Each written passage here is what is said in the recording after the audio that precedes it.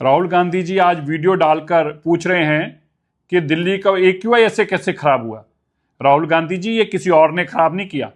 15 साल तक कांग्रेस की सरकार ने ये शुरुआत करी और 10 साल बाद में अरविंद केजरीवाल, जो आपका सहयोगी है, जो आपके इंडिया का हिस्सेदार है और चुनाव मिलकर लड़ते हो जिसके साथ, 10 साल तक उन्होंने बर्बाद की। मैं बताना चाहता हूं, पिछले एक दशक, पिछले 10 साल के सबसे साफ दिन रेखा गुप्ता जी की सरकार ने इस साल दिए हैं।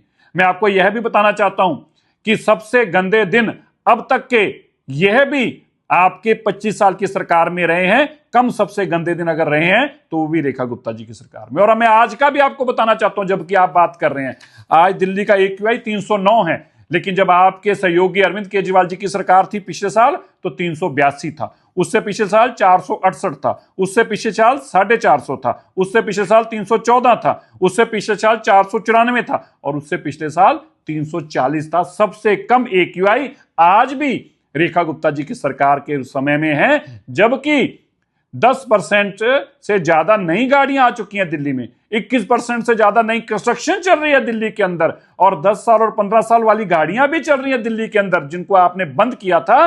राहुल गांधी जी, ये बीमारी आप देके गए हैं और रेखा गुप्ता जी की बीजेपी की सरकार इस बीमारी को दुरुस्त कर रही है। इसलिए ये झूठ जो आप आज फैला रहे हैं, कल प्रियंका गांधी जी फैला रहे थे, उससे पहले तो कमाल ही कर दी थी जब जयराम रमेश जी ने कह दिया कि 34 करोड़ रुपया लग गया है क्लाउड सीडिंग के ऊपर। इससे बड़ा फ्रॉड और इससे बड़ी बेईमानी नहीं हो सकती। इससे समझ में आ रहा है आप एक सिस्टमैटिक तरीके से दिल्ली की सरकार को और दिल्ली के लोगों को बदनाम करना चाहते हो। मैं आपको बताता हूं, एक्यूआई की बीमारी आपकी कांग्रेस की और आपकी सहयोगी पार्टी आम आदमी पार्टी की दी हुई है। अगर नहीं पता तो अब सुन लें।